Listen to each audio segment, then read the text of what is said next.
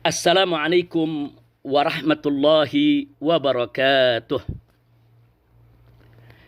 Bismillah, walhamdulillah, wassalatu wassalamu ala rasulillah wa ala alihi wa sahbihi wa mawalah. Alhamdulillah, saya bersama keluarga dari kota suci Makkah Al-Mukarramah saat ini ada dalam keadaan sehat walafiat.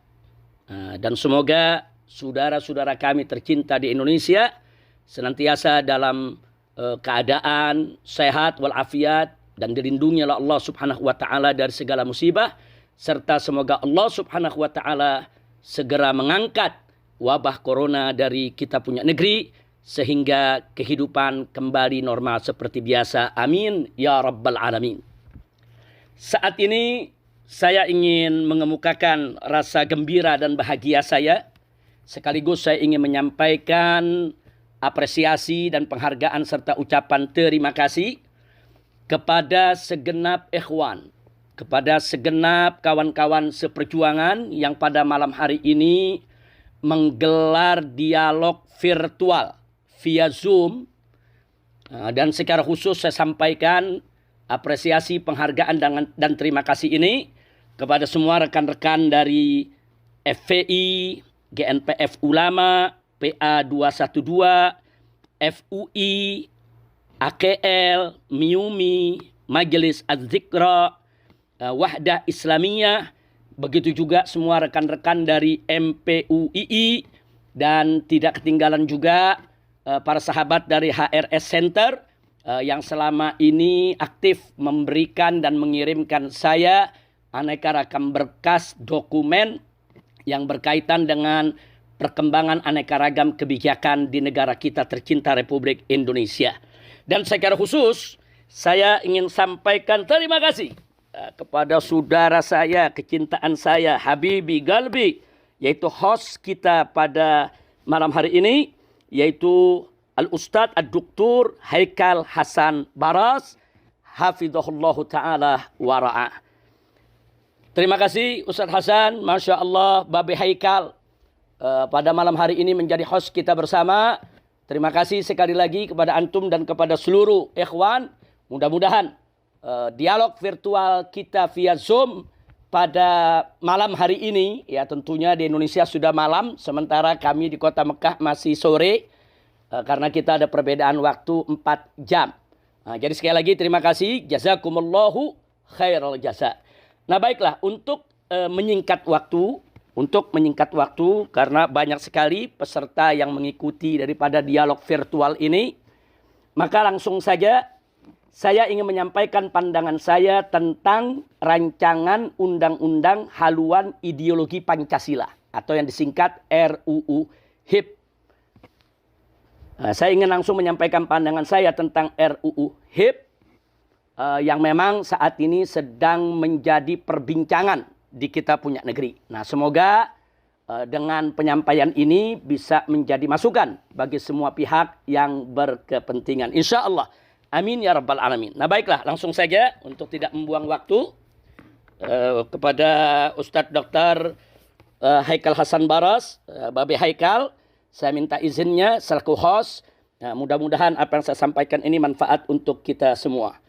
Nah baiklah, menurut saya rancangan undang-undang haluan ideologi Pancasila atau yang disingkat RUU HIP wajib ditolak oleh segenap rakyat dan bangsa Indonesia.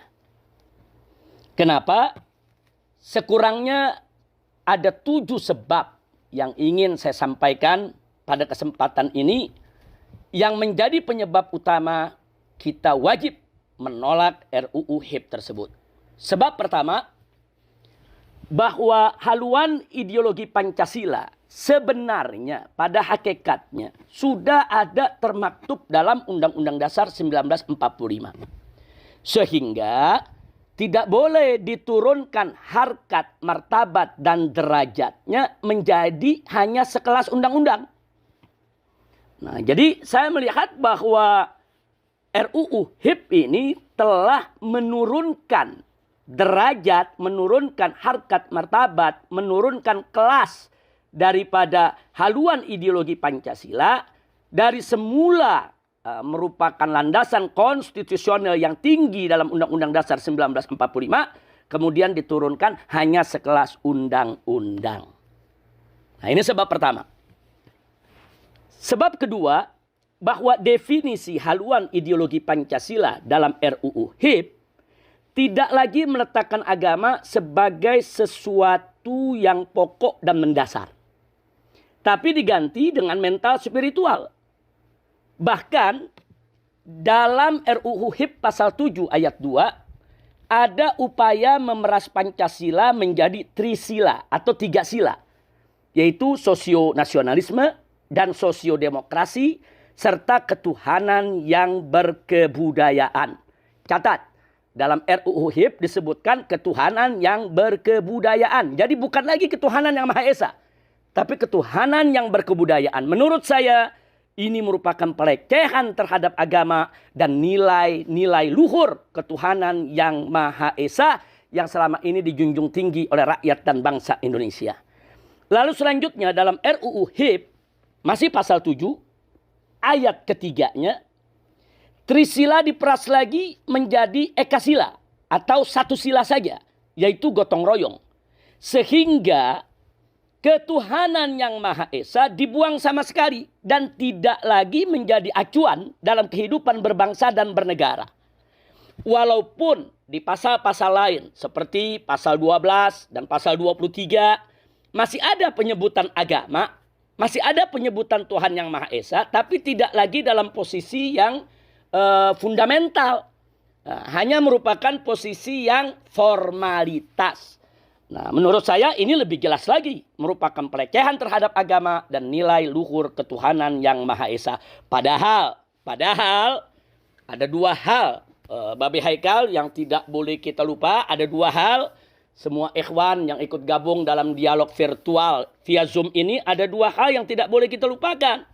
Pertama, bahwa pembukaan Undang-Undang Dasar 1945 pada paragraf ketiga menyatakan kemerdekaan Indonesia dengan menyebut atas berkat rahmat Allah yang Maha Kuasa. Nah, berarti apa? Ini menunjukkan bahwa ruh agama sangat-sangat kental dalam pernyataan kemerdekaan Indonesia yang termaktub dalam landasan konstitusional Republik Indonesia. Hal yang kedua adalah bahwa pembukaan Undang-Undang Dasar 1945 pada paragraf yang keempat menyatakan, maka disusunlah negara Republik Indonesia yang berkedaulatan rakyat dengan berdasar kepada ketuhanan yang Maha Esa. Nah, setelah itu baru disebutkan sila-sila lain dalam Pancasila sebagai dasar negara Republik Indonesia. Ingat, Pancasila adalah dasar negara Republik Indonesia, bukan pilar. Nah, jadi kalau disebut dasar itu betul-betul fundamental, betul-betul merupakan fondasi, pokok, dasar, bukan hanya sekedar pilar. Nah, dua hal ini menunjukkan bahwa sila ketuhanan yang Maha Esa sebagai sila pertama atau sila kepala dari sila-sila yang lain disebut lebih dulu sebagai landasan ideal Republik Indonesia. Dan ini sekaligus menunjukkan bahwa ruh agama yang sangat melekat dengan jati diri bangsa Indonesia. Nah, dengan demikian jelas bahwa RUU HIP dengan demikian jelas bahwa RUU HIP tidak lagi yaitu menjadikan agama maupun ketuhanan yang Maha Esa dalam posisi yang fundamental. Dan ini merupakan pelecehan dan ini merupakan salah satu sebab di mana kita harus menolak RUU HIP. Nah, selanjutnya Babe Haikal yang tidak boleh kita lupakan yaitu sebab yang ketiga. Sebab yang ketiga bahwa dalam RUU HIP pasal 5 ayat 1 menyatakan bahwa sendi pokok Pancasila adalah keadilan sosial. Nah, ini ditulis secara letterlock, saya bacakan, tertulis termaktub dalam RUU HIP pasal 5 ayat 1 yang bunyinya sendi pokok Pancasila adalah keadilan sosial. Nah, saya ingin menyampaikan sekaligus ingin mengingatkan diri saya maupun segenap kawan-kawan dan seluruh bangsa Indonesia bahwa redaksi ini sendi pokok Pancasila adalah keadilan sosial, ini mirip persis dengan manifesto PKI yang pernah digariskan oleh gembong PKI, yaitu DN Aidit pada tahun 1963. Di mana DN Aidit menyatakan bahwa urat tunjang Pancasila, urat tunjang Pancasila maksudnya sendi pokok atau intisari Pancasila, menurut PKI adalah keadilan sosial, bukan ketuhanan yang Maha Esa. Nah, jadi di sini ingin saya ingatkan bahwa RUU HIP secara terang-terangan telah mengadopsi redaksinya mirip persis dengan manifesto PKI yang pernah disebarluaskan oleh gembong PKI DN Aidit pada tahun 1963. Nah, padahal dalam batang tubuh UUD 1945 pasal 29 ayat 1 dinyatakan bahwa negara berdasar ketuhanan yang Maha Esa. Nah, dan jadi jelas bahwa berdasarkan landasan konstitusional Republik Indonesia, baik melalui pembukaan maupun batang tubuhnya, bahwa dasar negara Indonesia adalah Pancasila sebagai landasan ideal dan intisarinya adalah ketuhanan yang Maha Esa. Sehingga hanya sila pertama saja yang berhak untuk dikatakan sebagai urat tunjang Pancasila atau dikatakan sebagai sendi pokok Pancasila, bukan yang lainnya. Nah, oleh karenanya, tafsir dan pengamalan sila-sila yang lain dalam Pancasila tidak boleh keluar dari nilai-nilai luhur sila pertama sebagai sila kepala, yaitu sila ketuhanan yang Maha Esa.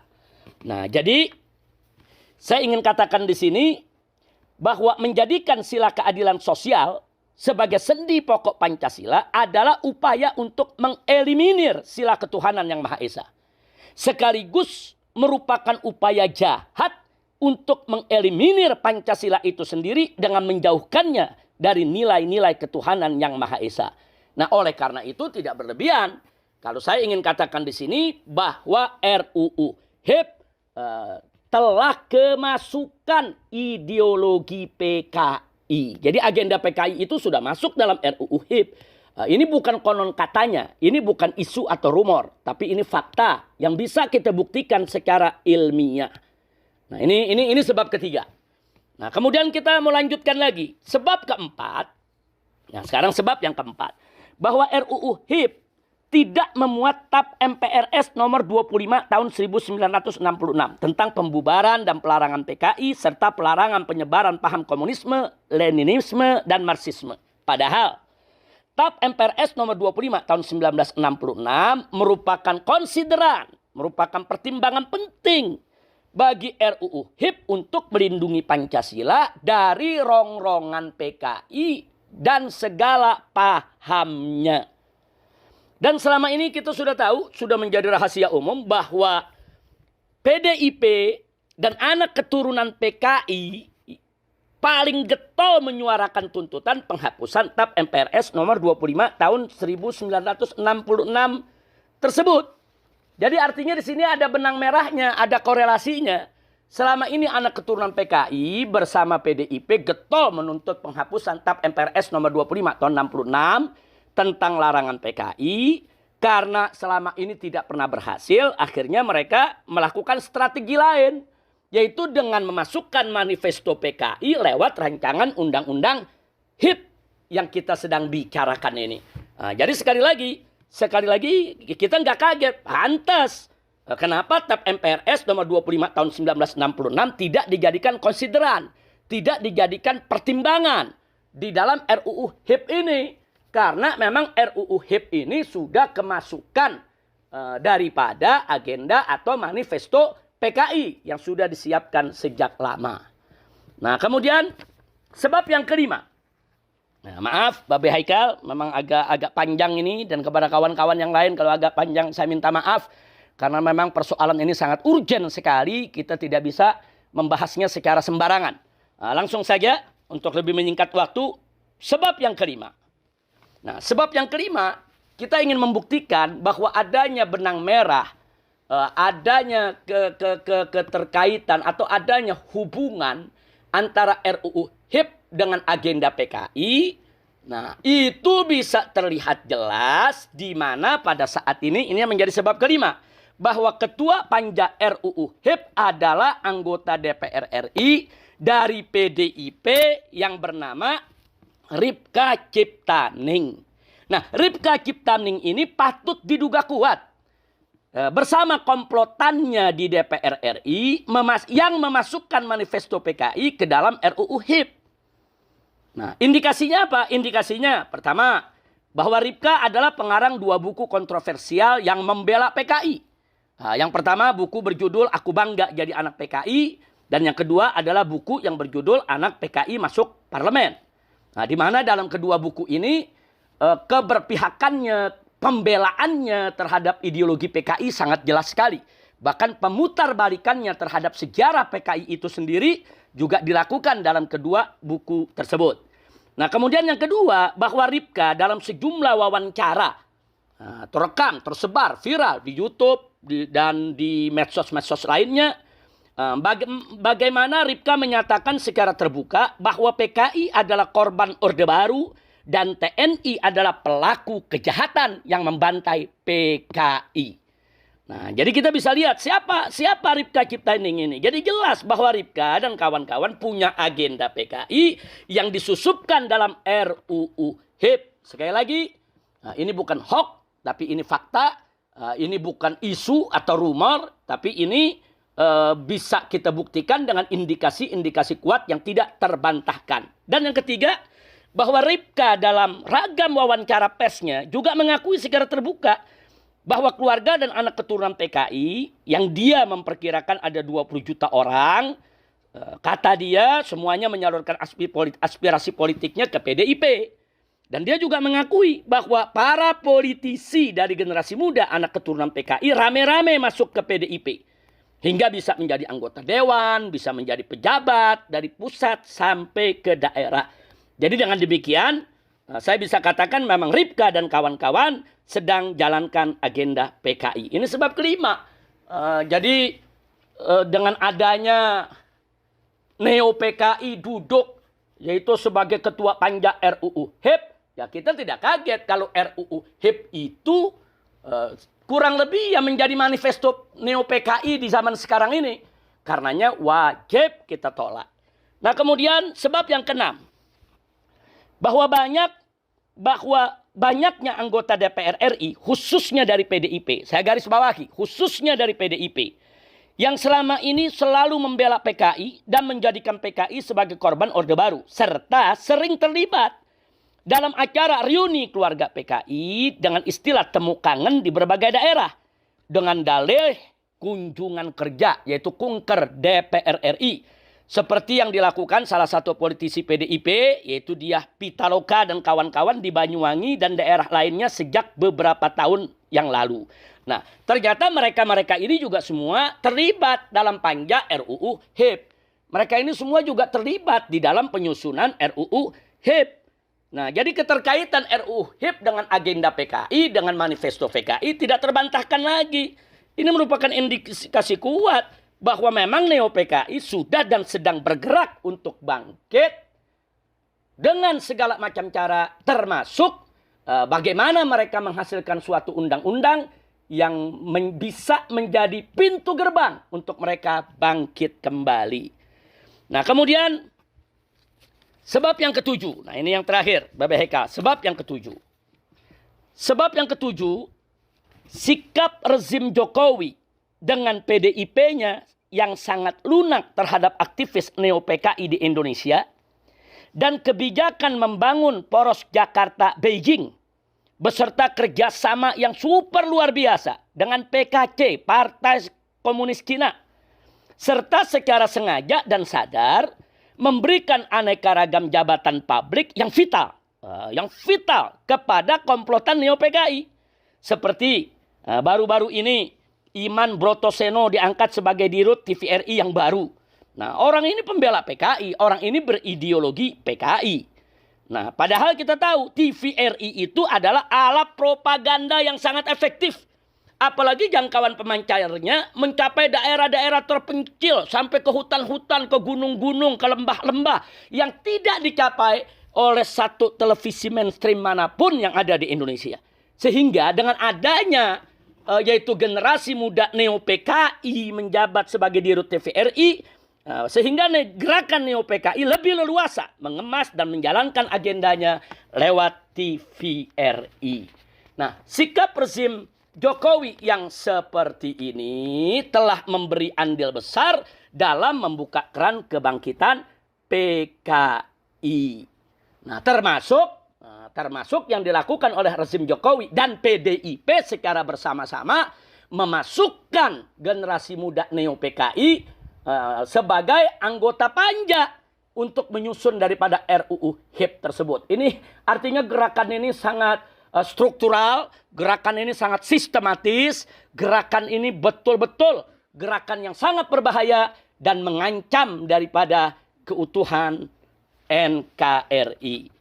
Nah, demikian Babe Haikal, itu 7 sebab yang ingin saya sampaikan. Sebetulnya selain 7 poin yang sudah saya sampaikan tadi, di sana masih banyak persoalan dalam RUU HIP yang perlu disoroti secara fokus dan serius. Dan yang perlu diwaspadai bahwa Neo PKI dalam gerakannya selama ini, hati-hati, selalu menjual kebesaran nama Bung Karno untuk mengelabui masyarakat. Hati-hati. Nah, jadi Neo PKI saat ini sering mencatut nama Bung Karno, menjual nama Bung Karno untuk mengelabui masyarakat. Seolah-olah mereka ini pengagum Bung Karno, pecinta Bung Karno, padahal mereka hanya ingin menunggangi nama besar Bung Karno untuk mengelabui masyarakat dalam rangka kebangkitan mereka kembali. Ala kulli hal, jadi jelas sudah yang ingin saya sampaikan di sini bahwa RUU HIP yang ada saat ini bukan membangun ideologi Pancasila sebagaimana mestinya, melainkan hanya merusak ideologi Pancasila, bahkan cenderung menjadikan Pancasila sebagai mitos yang diberhalakan, sebagai mitos dan sebagai berhala yang tentunya bertentangan dengan ajaran agama, sehingga ke depannya RUU HIP itu kalau dijadikan undang-undang akan lebih memuluskan pengembangan ideologi anti agama seperti ideologi ateisme, komunisme, marxisme, dan leninisme dan lain sebagainya yang justru semua itu sudah sejak lama dilarang di negara Kesatuan Republik Indonesia. Nah, demikian Babe Haikal. Jadi kesimpulan dari apa yang sudah saya sampaikan dari 7 poin tadi, bahwa HIP yaitu rancangan undang-undang haluan ideologi Pancasila adalah bagian dari agenda Neo PKI sehingga wajib ditolak oleh segenap rakyat dan bangsa Indonesia. Bukan hanya oleh umat Islam, oleh seluruh rakyat dan bangsa Indonesia apapun suku, budaya, dan agamanya. Sebab komunis itu, PKI itu musuh agama, musuh bangsa, musuh negara, musuh budaya. Jadi jangan dikerdilkan kalau ini hanya persoalan umat Islam saja. Tidak, ini persoalan rakyat dan bangsa Indonesia. Seluruh rakyat dan bangsa Indonesia, apapun suku, budaya, agamanya, harus terlibat menjaga keutuhan NKRI dengan menolak daripada agenda Neo PKI yang disebut sebagai RUU haluan ideologi Pancasila tersebut. Namun, saya juga mau ingatkan, penolakan RUU HIP saja tidak cukup. Karena PKI ini licin bagaikan belut. Hari ini Neo PKI gagal menggolkan suatu agenda, maka besok mereka akan buat agenda lain yang serupa. Tapi dalam kemasan yang berbeda untuk mengelabui rakyat dan bangsa Indonesia. Sementara gerak laju kebangkitan PKI bagi umat Islam dan seluruh rakyat bangsa Indonesia wajib di-stop dan dihentikan secara total. Nah, jadi ini yang mesti kita ingat. Kita harus menghentikan agenda Neo PKI ini secara total. Oleh karenanya tidak cukup kalau kita hanya menolak daripada rancangan undang-undang HIP saja. Karena kalau rancangan undang-undang HIP ini kita berhasil menolaknya, mereka akan cari agenda lain yang serupa, tapi dengan kemasan yang berbeda untuk mengelabui rakyat. Karenanya menurut pendapat saya, sekali lagi, Babe Haikal, ini menurut pendapat saya. Maaf, saya katakan menurut pendapat saya, karena ini agak sensitif. Jangan sampai nanti ada pihak-pihak lain ingin memfitnah daripada dialog virtual Zoom kita ini sebagai dialog makar, sebagai pertemuan makar, sebagai rapat makar. Maka itu saya katakan di sini, menurut pendapat saya. Artinya saya bertanggung jawab. secara pribadi, baik berdasarkan hukum agama maupun hukum negara. Bahwa menurut pendapat saya, bahwa jalan yang paling tepat untuk menghentikan kebangkitan PKI adalah makzulkan Jokowi dan bubarkan PDIP. Itu jalan yang paling tepat. Kenapa? Karena Jokowi dan PDIP sengaja atau tidak sengaja, dengan maksud atau tanpa maksud, disadari atau tidak disadari, telah menjadi pintu gerbang emas bagi kebangkitan PKI. Nah, jadi saya ingin ibaratkan persoalan, kalau di badan kita ini banyak koreng. Yang disebabkan oleh darah yang kotor, darah yang tidak sehat. Tentu tidak cukup kalau mengobatinya hanya dengan memberikan serbuk obat atau memberikan cairan obat kepada tiap-tiap koreng tadi. Karena satu koreng sembuh akan muncul koreng yang lain. Kenapa? Karena pokok persoalannya bukan di korengnya. Pokok persoalannya adalah di darahnya yang kotor dan tidak sehat. Sehingga untuk menyembuhkan koreng yang banyak tadi tidak cukup dengan meneteskan obat kepada tiap koreng. Tapi darah kotor dan tidak sehatnya yang harus dicuci dan diganti. Nah, begitu juga apa yang terjadi di negeri kita. Ini udah terlalu banyak koreng, banyak borok di mana-mana. Kalau kita obati satu persatu koreng dan borok tersebut, sangat melelahkan, sangat capek betul. Dan tidak akan pernah selesai. Hari ini koreng RUU HIP kita obati, besok muncul koreng RUU yang lainnya.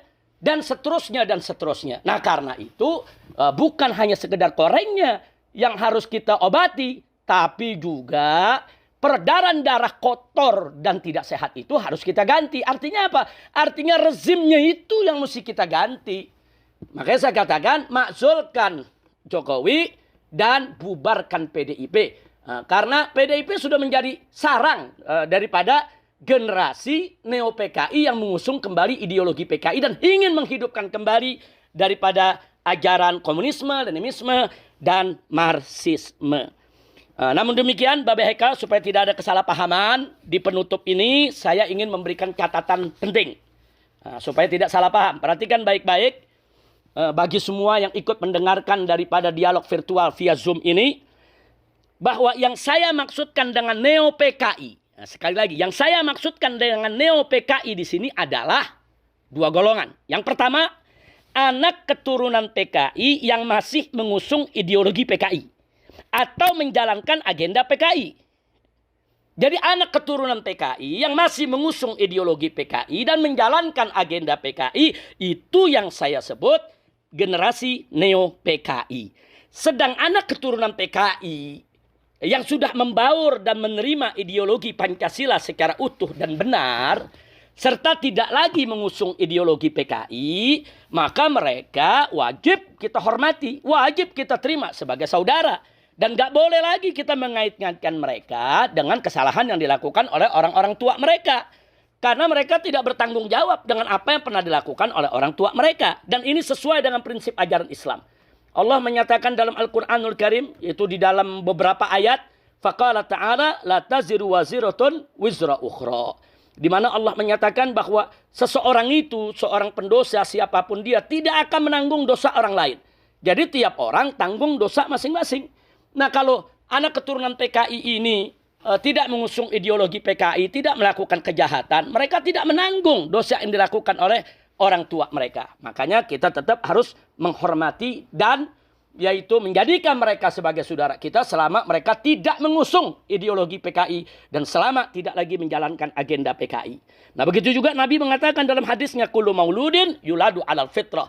Setiap anak yang dilahirkan itu dalam keadaan suci. Nah, karena di dalam Islam ini tidak ada dosa turunan. Nggak ada dosa itu turun dari orang tua kepada anak. Orang-orang tua PKI dulu mereka berdosa, melakukan pengkhianatan. Tapi anak keturunan mereka tidak boleh kita bebankan untuk bertanggung jawab daripada kesalahan yang dilakukan oleh orang tuanya. Jadi sekali lagi, generasi neo-PKI yang saya maksudkan adalah anak keturunan PKI yang mengusung kembali ideologi PKI dan menjalankan agenda PKI. Sedangkan anak-anak keturunan PKI yang sudah sadar, insaf, membaur, bersatu dengan seluruh masyarakat, dan menerima Pancasila secara utuh dan benar, mereka tidak masuk dalam konteks neo-PKI. Nah, kemudian yang kedua, golongan kedua yang saya maksudkan generasi Neo PKI adalah